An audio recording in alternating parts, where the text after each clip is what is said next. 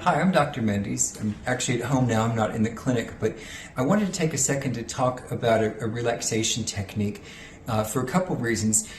Back over this summer, a friend of mine shared with me that she had been having tremendous anxiety, and her life circumstances had become rather extreme, and so she had good reason to be suffering from anxiety. But at night when she couldn't sleep, apparently she would end up on my Facebook page and would do some of the neck and back exercises that I have here on the page, and she found that calming, and I thought, well gosh, if that helped, maybe I can put some other stuff on there that can help people relax when they're stressed.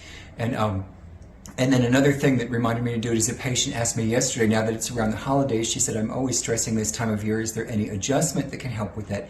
And I said, yeah, maybe, and then I forgot to tell her more about what we could do. So it's time that I put a few things like this. I'll try to do a series of videos about relaxation techniques, of which this is the first one.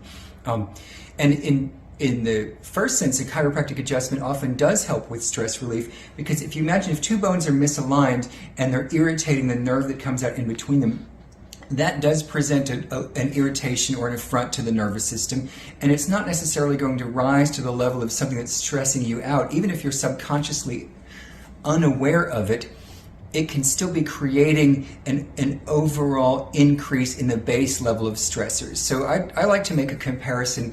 Imagine if you're driving, and you're driving in some bad traffic, and imagine that also there's a noise issue. Let's say there's some sirens going on, or people are honking around you.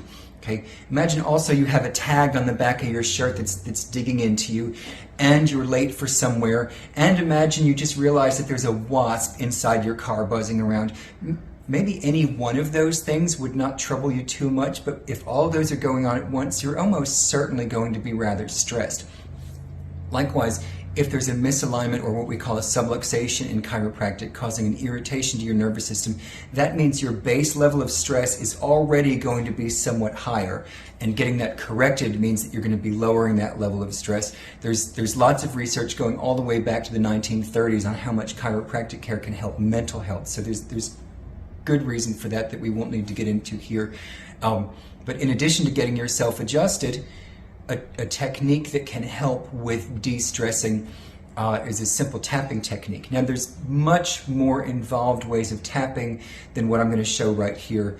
If you want to look into what's called emotional freedom technique, or what's abbreviated as EFT, they have very extensive ways of doing tapping to help reduce stress or help health, and I'm not going to get into all of that here either, but feel free to look that up. This tapping technique I learned from Dr. Wally Schmidt out of Chapel Hill, North Carolina. Unfortunately, Dr. Schmidt is no longer with us, and what a terrible loss to not have him around anymore. But he was able to teach some things within chiropractic that could be benefited from tapping, and one of them is this stress reducing technique. So it utilizes these 2 points on your cheekbones directly under where the pupils are of your eyes. So I'm not looking in a mirror now, but I think that's right under my pupils. And you would tap right there, not too hard, about that hard, for about at least 20 seconds, or at most a couple of minutes. And what you would think about while you're doing that is the thing that's stressing you out. So let's say I'm stressing about a homework assignment. Back in the day, I was always stressing about a homework assignment. So you would tap here gently while thinking about the assignment itself. Think about what chair you're going to be sitting in when you're doing it, thinking about holding the pencil. Do people still use pencils to do homework? I guess it's all on computer now. Think about how your fingers feel on the keyboards. Think about what worries you about it. Is it because you hate science or math or English, whatever the thing is that you can't stand? Think about how you feel in the pit of your stomach when that happens. Think about the worst homework assignment you ever had, then think about the best you ever did on a homework assignment.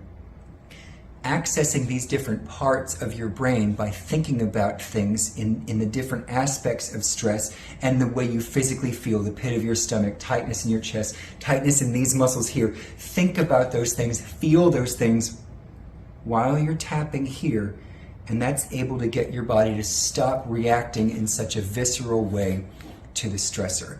So I hope that helps you. It works for a lot of people. If it doesn't help you, well, it didn't cost anything and it only took a few minutes. So let me know how it does, and thanks.